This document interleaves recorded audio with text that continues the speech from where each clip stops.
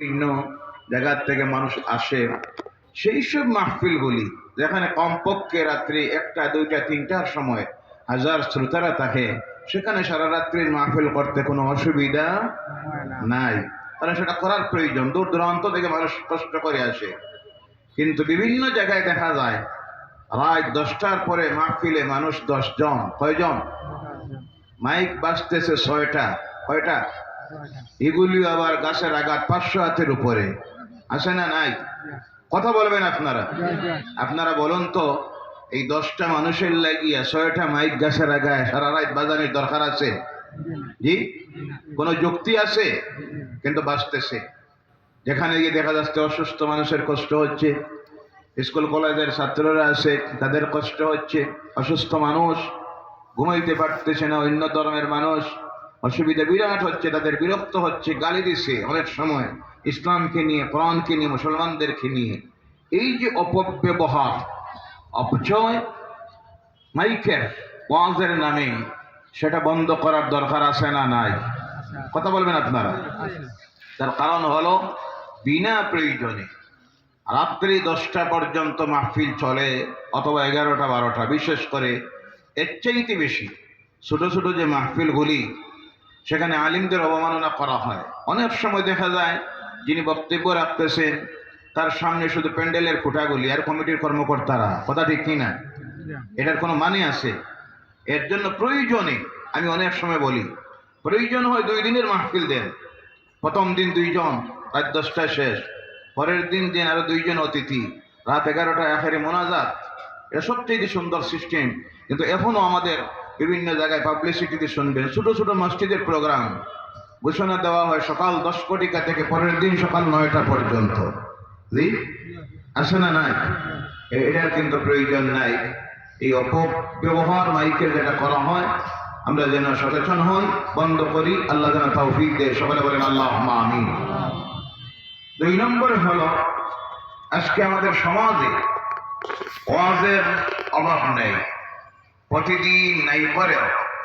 মাঝে একটা জায়গায় প্রোগ্রামে আমি গেলাম, যাওয়ার পরে খবর নিয়ে দেখলাম 4টা গ্রামের ভিতরে, কয়টা? 4টা গ্রামের ভিতরে 8টা মাহফিল চলতেছে। আলহামদুলিল্লাহ হইতো না, কোনটা হইতো আমি নিজেও বুঝি। 4টা গ্রামে যদি 8টা মাহফিল চলে, আপনারা বলুন তো এখানে শ্রোতা কয়জন? এর প্রয়োজনটা কি? চতুর্দিক থেকে আওয়াজ আসতেছে, একটা মাইক আরেকটা মাইকের আওয়াজে ডিস্টার্ব দিতেছে। আমি যেখানে মাহফিলে ছিলাম, এখানের শ্রোতা যারা, তাদের মাইকটা একটু দুর্বল, পাশের মাহফিলের আওয়াজে এখানের কথাটাও বুঝতেই পারে। এই অবস্থা চলছে নি না? জি, আমি অনেক সময় অনুরোধ রাখি, ভাইয়েরা 2টা মহল্লা মিলে সহযোগিতা আসবে, মহব্বত আসবে, মহব্বত বাড়বে। কিন্তু বেশিরভাগ মাহফিল দেখা যায় আজকে যে মাহফিল হয় আমাদের কাজে আসে না। এর কারণ হলো বেশিরভাগ মাহফিলগুলি করতে গিয়ে প্রথম নিয়ত থাকে রিয়া। কোনটা? রিয়া, লোক দেখায় না। তারা মাহফিল দিছে, আমরা কেন দিব না? তাদের মাহফিল হইল, আমরা মাহফিল করতে হয়। এরপরে কার মাইকের কতটুকু পাওয়া দেখানির জন্য দেখা যায় প্যান্ডেলে আওয়াজ নাই। অনেক সময় গিয়ে দেখা যায় আধা কিলোমিটার দূরে গাছের আঘাত 3টা মাইক, মানে 2 গ্রামের দূরের যারা, তারা ওয়াজ হলো, প্যান্ডেলের শোনার দরকার নাই। আসলে কথা হলো দেখানি, আমরা ওয়াজ করাইতেছি বেটা, আর আমাদের মাইকের পাওয়ার দেখো। বলেন নাউযুবিল্লাহি মিন যালিক। এইভাবে হাজার শত মাহফিল দিলে সেই মাহফিল জাতির নৈতিক চরিত্রের পরিবর্তনে সামান্য কাজে লাগবে। তার কারণ হলো নিয়তে ভেজাল। কিসের মধ্যে ভেজাল? নিয়তের মধ্যে ভেজাল। এইভাবে কাজগুলি আমাদের বর্জন করার প্রয়োজন আছে না নাই? আমি বলি, অনেক সময় বলি, 2-3টা মহল্লায় মিলে এক জায়গায় বিরাট মাহফিল দেন, এবং বিশেষ করে তাফসীরুল কোরআনের মাহফিল দেন। আজকে ওয়াজের অভাব নাই, ওয়াজ তো সবই ওয়াইজ। এখন জি, সব ওয়াইজ, ঘন্টার পর ঘন্টা বক্তব্য রেখে চলে যায়। আলোচনার শেষে জাতি সমাজ উপস্থিত যারা, তার একটাও কথা শিক্ষণীয় তার কাছ থেকে পায় না, এমন বক্তা আসে না নাই? কথা বলেন? কোরআনের দ্বারা কাছে নাই, হাদিসের দ্বারা কাছে নাই, গল্প কাহিনী, রাস্তায় কোন জায়গায় পিঠা দেখে আইলাম, কোন দিন কোনটা হইলো, খারাপ গিয়ে খেয়ে খাইলাম, কোন ভাইয়ে কি খেদমত দিল, 1 ঘন্টা কাটাই দেয় মাইকে, বলে নাউযুবিল্লাহ মিন যালিক। এর জন্য সবচেয়ে প্রয়োজন হলো সরাসরি আল্লাহর কালাম কোরআনুল কারীমের আলোচনা যেন হয়। যে মাহফিলগুলিকে বলা হয় তাফসীরুল কোরআনের মাহফিল। কিসের মাহফিল? বক্তাকে নির্ধারিত বিষয় দিবেন, নির্দিষ্ট সূরা দিবেন, আয়াত দিবেন, তাহলে যোগ্যতা সম্পন্ন আলেম হয়, আপনার সামনে কোরআন থেকে সরাসরি আলোচনা রাখবে, যাতে করে সমাজ জাতির মধ্যে পরিবর্তন আসে, হেদায়েতের রাস্তায় আসে। আজকে মাহফিল হয়, মাহফিলে বক্তার কোনো বিষয় নাই, আয়াত নাই, এবং আরো অসুবিধা হয়। শুধু বক্তার অসুবিধা নয়, আমাদের মধ্যে বেশিরভাগ মানুষের, আমার অভিজ্ঞতায় যে এটা দেখেছি, মসজিদের যদি প্রোগ্রাম হয়, যাওয়ার পরে প্রথম হইল হুজুর মসজিদের কিছু কাজ কাম বাকি আছে, ওদিকে খেয়াল করে কিছু কথা কইবা আসে না নাই। পীর সাহেবের মাজারে যদি যায় তো বক্তা চিন্তা করে সব বাদ দিয়া যদি এখানে পীর সাহেব দেন, তান কিছু তারিখ সিফত করিয়া তানে কুতবুল আলম যদি বানাই দেওয়া যায়, আগামী বছর তাই দাওয়াত দিবেন, আর তান যেখানে যেখানে কিছু মরিদ আছে আমার আরো কিছু দাওয়াত দেওয়াইবা, তো বক্তা তখন এক দাঁড়ায়, যেটা উঠে আমি দেখলাম। আমি তো উরুসের মাহফিলে বেশিরভাগ যাই না, কারণ সেখানে গেলে পরে দেখি যে ডং তামসা চলে। রাগ করবেন আপনারা, বক্তা অমুক বক্তব্য দিবেন, সময় হলো 5 মিনিট, নাউযুবিল্লাহ কইলা না, এটা 5 মিনিটে কোনটা কইতো? আয়াত পড়তো না হাদিস পড়তো না আলোচনা করতো? বেশির থেকে বেশি অনেক সময় দেখাবেন বলা হয় 10 মিনিট। কত মিনিট? ওনাকে সময় দেওয়া গেল 10 মিনিট। ওই যে বেকুফটা বলতেছে সময় দেওয়া গেল 10 মিনিট, এটা তো একটা বেকুফ, আর যেটা মাইকে যাইতেছে আর মহা বেকুফ। কথা ঠিক কিনা? 10 মিনিটে কোরআনের একটা আয়াতের সংক্ষিপ্ত ব্যাখ্যা বা হাদিস আলোচনা করা কখনো সম্ভব নয়। তো দেওয়া হয়, দেওয়া চলতেছে। যারা উঠে আমি দেখলাম, ওঠার পরে এক আয়াত, আলা ইন্না আউলিয়াল্লাহি লা খাউফুন আলাইহিম ওয়া লা হুম ইয়াহজানুন। আল্লাহর ওলিদের শান, আল্লাহর ওলির তো সম্মান মর্যাদা আছে, এটা সারা দুনিয়ার জানা আছে না নাই? যার কারণে তো মানুষ ইশারা সাহেবের মাহফিলে আসে, এদের সম্মান মর্যাদা আছে, ওসিলা নেওয়ার জন্য, দোয়া শরীফ হওয়ার জন্য।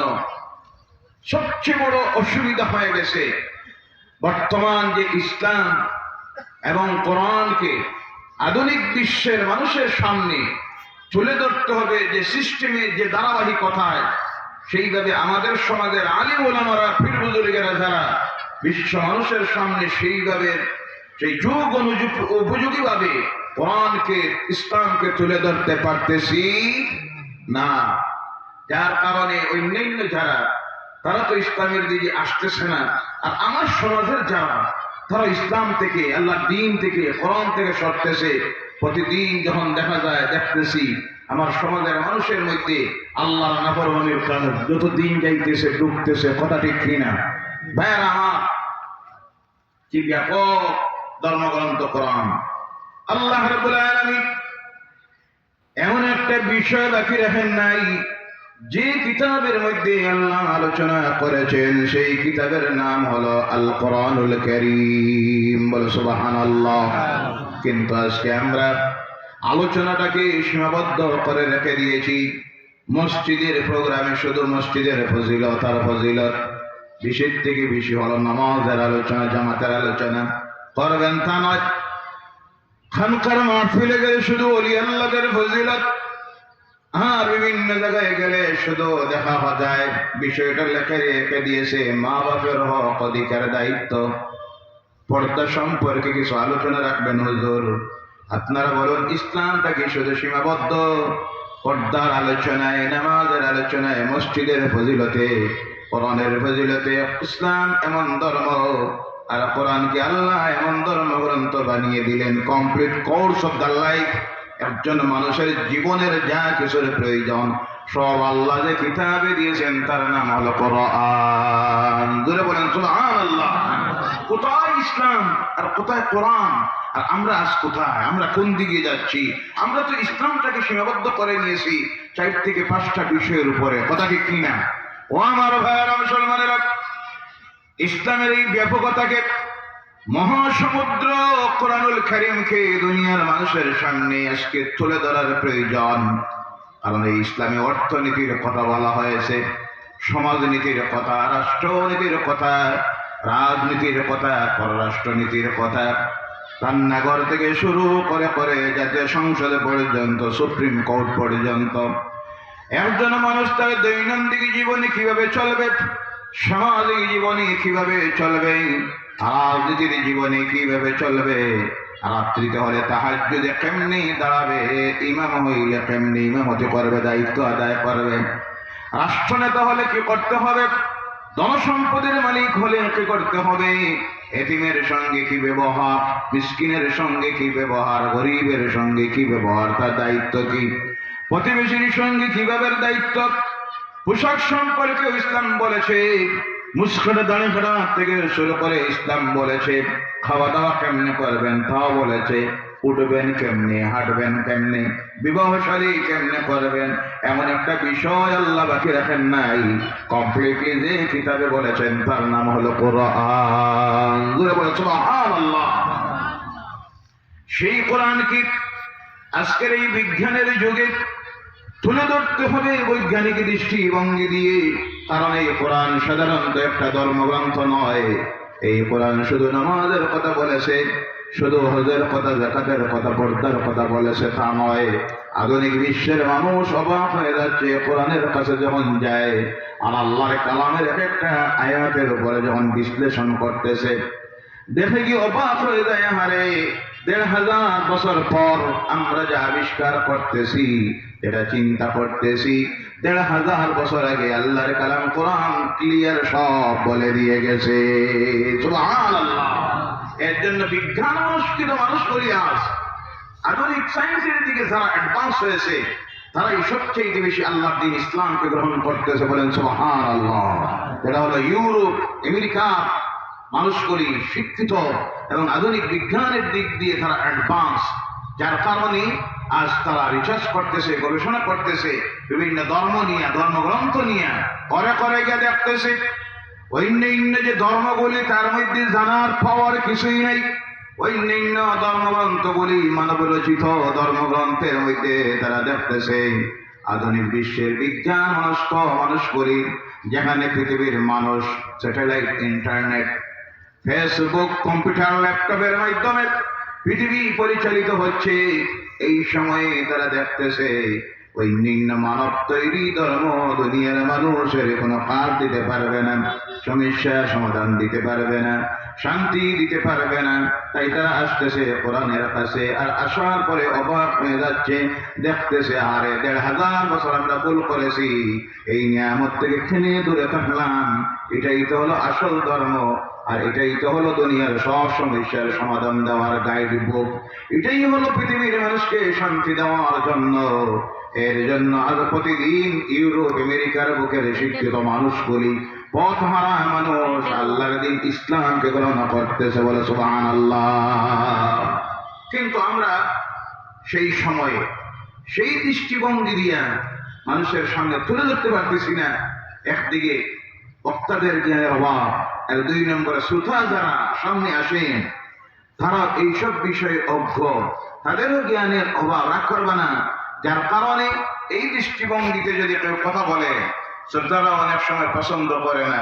অতিথি সিলেকশন দিতে গিয়ে বোঝায় কে গান গাইতে পারবো, নাচতে পারবো, দম করতে পারবো, তামাশা করতে পারবো, এমন বক্তা আসে না নাই?